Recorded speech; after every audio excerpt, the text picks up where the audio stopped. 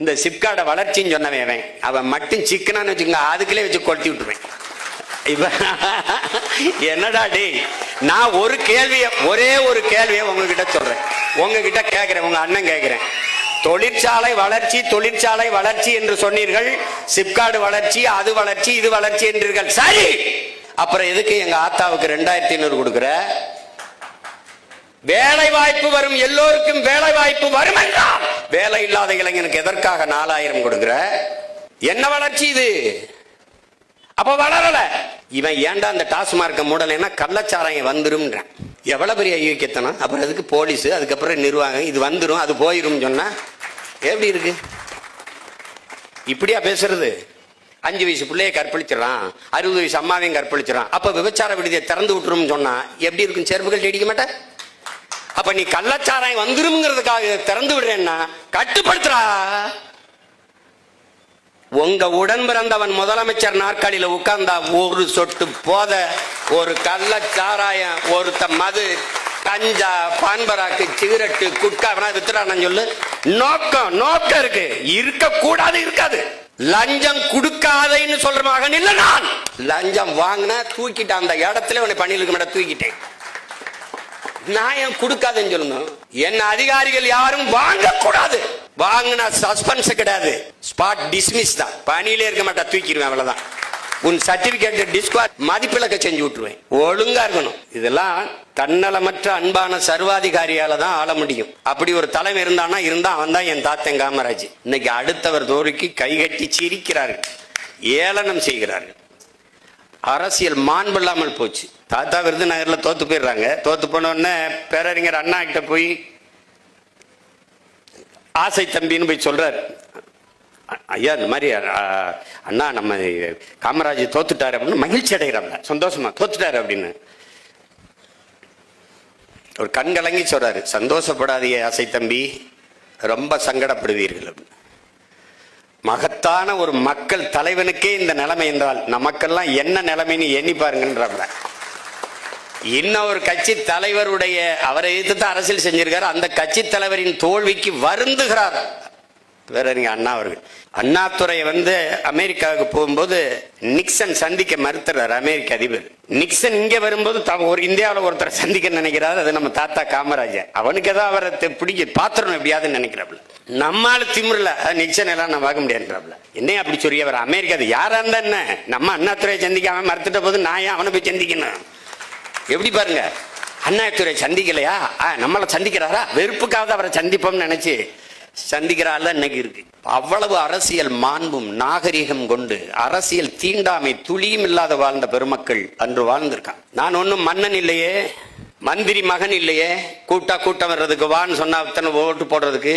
இப்ப பார்த்தாலும் தோற்று போனாலும் 20 லட்சம் மக்கள் வாக்கு செலுத்தி என்னை நிக்க வச்சிருக்கான். அந்த இடத்த விட்டு போகாத. இப்ப கூட எங்க அப்பா இறந்துட்டாரு. 30ஆம் நாள் காரியம், பாரதிராஜா அப்பாவுக்கு காரியம் பண்ணிக்கிட்டு இருக்கேன். பக்கத்துல எங்க அப்பா வயது தோலை தட்டுறாரு, மகனே எவ்வாறு 50 பேரோடவாவது நீ உள்ள போயிருவாயின்னு ரொம்ப ஆசைப்பட்டுக்கிட்டு இருந்தேன், நடக்கல, விட்டுறாதரா, இந்த இடைத்தேர்தல நின்னாவது உள்ள போயிரு, நீ போயிரு எப்படியாவது அப்படின்றாப்ல. நான் உறுதியா போயிடுறேன்ப்பான்னு சிரிக்கும் போது பின்னாடி இந்த சிரிப்போட போகணும், நீ இந்த சிரிப்போட போகணும்டா, நீ போயிடுறா. அதனால இப்ப நமக்கு எந்த பெருமையும் வெளியில போய் சொல்ல முடியாது. நாங்கெல்லாம் சேர சோழ பாண்டிய வம்சம், நாங்கெல்லாம் இப்ப தெரியுமா, எங்களுக்கு உலகத்துக்கு பொதுமறை தந்தவன், எங்களை போல ஆக செழுமையான இலக்கிய வளம் கொண்ட இனத்தை உலக வரலாற்றில் காட்டுங்கள். அதெல்லாம் ஒன்றும் பேச முடியாது,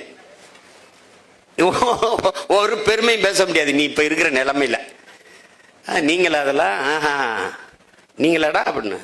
இன்னைக்கெல்லாம் முதலமைச்சர் பிள்ளைக்கு நடு ரோட்ல ஓட்டப்பந்தய வைக்குது, இங்கிட்டு ஓடுது அங்கிட்டு ஓடுது, சைக்கிள் ஓட்டுறாங்க.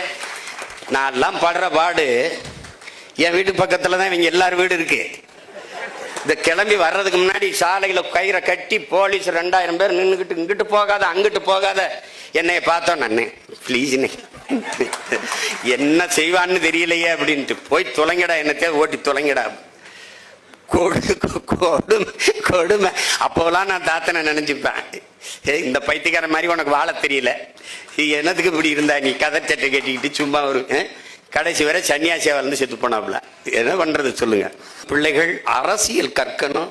உங்களுக்கு ஒண்ணு சொல்லுவேன், இந்த எந்த பேராசிரியர் எந்த ஆசிரியர் சொன்னாலும் கேட்காதீங்க. நான் உங்கள் உடன் பிறந்தவன், உங்க மேல இருக்கிற பேரன்பின் காரணமா இதை சொல்றேன், பெரும் அக்கறையின் காரணமா சொல்றேன். அரசியலை கற்பிக்காதது கல்வியே இல்லை. அரசியலை தாண்டிய கல்வி உலகத்திலே கிடையாது. என் அன்பு தம்பி தங்கைகளுக்கு சொல்லுவேன், இவங்கெல்லாம் அது எங்க ஐயா கூட பேசும்போது, ராஜாராம் ஐயா கடைசியா முடிக்கும்போது, அரசியல் பேசக்கூடாது, அரசியல் பேசக்கூடாது, அரசியல் வேண்டாம் என்பதே ஆகப்பெரிய அரசியல். அதை கவனிச்சுக்கணும். நீங்க அதை பேசாதனாலதான் இவ்வளவு பெரிய வீழ்ச்சியை நம்ம சந்திச்சிருக்கோம். அதை கவனமா இருக்கணும். அரசியல் நம் இதய துடிப்பு போல இருக்கணும். ஒவ்வொரு பிள்ளைக்கும் இருக்கணும். சும்மா வரிசையில் நின்று ஓட்டு போடுறது மட்டும்தான் நினைக்காது. 5 வருஷத்துக்கு ஒரு தடவை வரும். நீ நல்ல கல்லூரி தேடி படிக்கணும், நல்ல ஆசிரியர்கிட்ட படிக்கணும், நல்ல பொண்ணு பார்த்து கட்டணும், நல்ல மாப்பிள்ளை பார்த்து பொண்ணை கொடுக்கணும், எல்லாம் கொடுக்கணும். நாட்டை ஆளுகிற தலைவனுக்கு வேணும். அவர் குடிப்பாரா, அவர் நல்லவரா, அதெல்லாம் இல்லை. பொண்ணை கொடுக்கறதுக்கு அவ்வளவு யோசிக்கிற, மண்ணை கொடுக்கறதுக்கு யோசிக்கிறது இல்லை, டாக்குன்னு கொடுத்துருக்க. அதனால எவ்வளவு பிரச்சனைகள் வரும். நீ பார், இன்னொரு 4 வருஷம் கழிச்சு என்னை தேடி வருவே. அவர் ஒவ்வொருத்தரும் கூப்பிடுவா. அவர் எப்பா அதனால கொண்டு வா பாப்பீங்க. உனக்கு குடிக்க தண்ணி வச்சிருக்கிய, போத்தல்ல குடிக்கிற, இது யாரோடது? இது குடிக்கிற தரத்தில் இருக்குன்னு மருத்துவ சான்றிதழ் தந்தவன். சரி, நான் குடிச்சிட்டேன். இங்க சுத்தி இருக்கிற காக்க, குருவி, கொக்கு, மைனாலாம் என்ன பண்ணும்? ஏதாவது யோசிச்சிருக்கியா? இதே பெருந்துறையில 26-28 கிலோமீட்டருக்கு நிலத்தடி நீரை எடுத்து குடிக்காதே, யுரேனியம் கலந்துருச்சு, குடிக்கிற திறன்ல இல்ல, தண்ணி நஞ்சாயிருச்சுங்கிறான். நீங்க வந்து இப்ப உங்ககிட்ட கேட்கிறேன், ஜல் ஜீவன் ஒரு திட்டம் வருது. மத்திய அரசு தண்ணி கொடுக்குது. தண்ணியை டெல்லியில இருந்து கொண்டு வருமா, இங்க இருந்து கொண்டு வரும்? இங்க இருந்தானே எடுத்து கொடுக்கும்.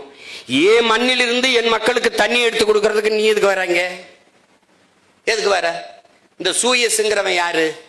அவன் யாரு? இதெல்லாம் படிக்கணும். நீ படிக்கணும், தயவு செய்து படிக்கணும். ஐயா நக்கீரன் எழுதுன நீர் எழுத்து படிக்கணும். அண்ணன் சொன்னதுக்காக அந்த புத்தகத்தை வாங்கி படிக்கணும். சின்ன புத்தகம் தான், ரொம்ப படிக்காத. 10 பக்கத்திலே எல்லா செய்தியும் வந்துடும்.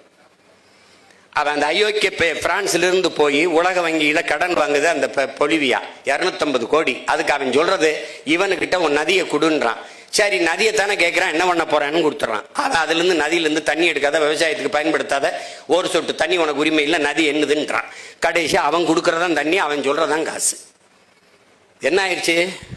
பல ஆண்டுகள் ஸ்டெர்லைட்டுக்கு எதிராக அப்படி போராடணும். அப்படி போராடி ஒரு வங்கி பணியாளன் வேலையை விட்டுட்டு போய் போராடி துப்பாக்கி சொல்ல செத்து நாட்டில் பெரிய புரட்சி வெடிச்சு விரட்டி விட்டாங்க. அந்த பெட்ரோல் நேரம் எங்கே வந்தான்? தமிழ்நாட்டுக்கு வந்தான், கோவைக்கு வந்தான், சூயஸ்ன்னு வந்தான், பேரை மாத்திக்கிட்டு வந்தான். என்னுடைய பவானி ஆத்து தண்ணீரை எடுத்து கொடுக்கறதுக்கு இவன் யாரா? 3150 கோடி அது காசை கொடுத்துட்டு வர்றான். 3150 காசை கொடுத்து நமக்கு இந்த தண்ணி எடுத்து கொடுக்கறதுக்கு இந்த தனியார் நிறுவனத்துக்கு ஆசையா? சொல்லு பாப்போம்.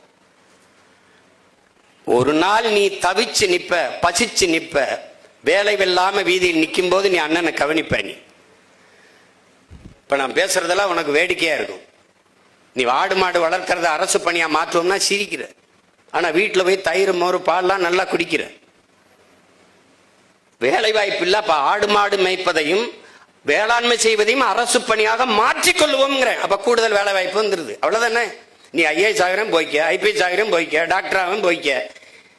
முடியாதவன் இங்க வாடா தம்பி. ஒன்ன நீங்க கவனிச்சுக்கணும். என் புள்ள பேசுனால அது நான் சொன்னதுதான்.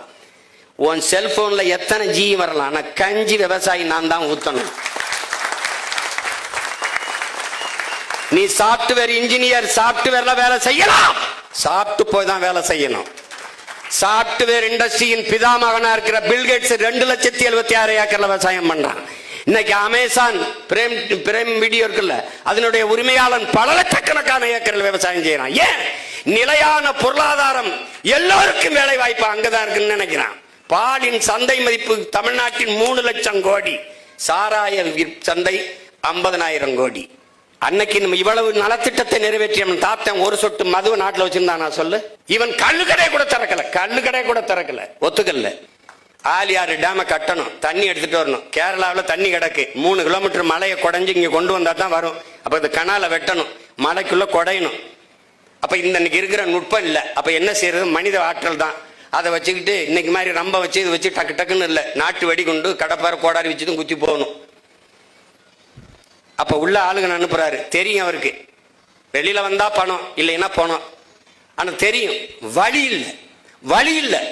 அனுப்பி இன்னைக்கு திறந்து பல லட்சக்கணக்கான ஏக்கர் ஆழியார் அந்த அணை பாசனத்துல வாழுதுன்னா அவன் செஞ்சதான். அது தன்னலமற்ற சர்வாதிகாரம். வைகை அணையை கட்டணும், 20 கிராமத்தை வெளியேற்றணும், கத்துவான் மக்கள். ஆனா இன்னைக்கு பல லட்சக்கணக்கான ஏக்கர் பல 100 கிராமங்கள் வாழுது என்றால் அவன் செஞ்ச தன்னலமற்ற அன்பான சர்வாதிகார ஆட்சியால தான். அப்படி ஒருத்தனால தான் செதுக்க முடியும், இல்லைன்னா ஒண்ணும் பண்ண முடியாது. ஒன்றும் பண்ண முடியாது. நீங்க அவன் ஓட்டு போடாமல் போயிடுவான். போட்டா போட்டும், போடலைன்னா போட்டும் இருந்தாதான் அவன் சரியா வரும். நீ சமரசம் செஞ்சினா ஒன்றும் செய்ய முடியாது. அந்த நேர்மை அவர்கிட்ட இருந்தது, சாதிச்சாரு. செய்யணும்னு நினைச்சாரு, செஞ்சாப்ல. அப்ப எத்தனை சாதனைகளை செஞ்சாருன்னு நினைக்கிறேன் நீ அவரு. அதெல்லாம் என் பிள்ளைகள் கற்றுக்கொள்ளணும். ஆகச்சிறந்த கல்வி அரசியல் தான் என்பதை புரிந்து கொள்ளணும். இவங்க பாடம் நடத்துவாங்க, ஆசிரியர். இது இப்போ தன்னாட்சி அதிகாரம் பெற்ற கல்லூரின்னு இதெல்லாம் தீர்மானிச்சது யாரு? ஐஏஎஸ் எங்கே வேலை பார்க்கணும், இந்த மருத்துவக் கல்லூரிக்கு டீன் யாரு, இதுக்கு யார் ஐபிஎஸ், இதையெல்லாம் தூக்கி தூக்கி போடுறவன், அங்கே போடுறவன் இங்கே போடுறவன் யாரு? நாட்டை ஆளுகிற தலைவன். அந்த தலைவன் சரியில்லைன்னா இது எல்லாமே சரியில்லாம போயிடும். அப்ப நீ அந்த தலைவனை தேர்வு செய்யற பணியில நீ சரியா இருந்துடணும். அதுதான் முக்கியம். அதுதான் முக்கியம். 6 மாசத்தை கட்டி கிழிக்கிற சுடிதாரு, பேண்ட் சட்டை, சேலையை போய் புரட்டி புரட்டி எடுக்கிற 5 வருஷம் உன் எதிர்காலத்தை தீர்மானிக்கிற தலைவனை ஒண்ணுமே தெரியாம போட்டு வந்துடுற, ஓட்ட போட்டு வந்துடுற. என்ன இது? இதெல்லாம் அறிவு இருக்கிற மக்கள் செய்யற செய்யல, கற்றவர்கள் செய்யற செய்யல. போய் பாரு, கேரளாவில் காரி துப்புறான். ஆந்திரா கேரளால நம்மள காரி துப்புறான் ஒருத்தன். நான் கூட என்னுடைய தன்மை நிலைப்படத்தில் வச்சிருக்கேன். அதை சிரிக்கிறேன்.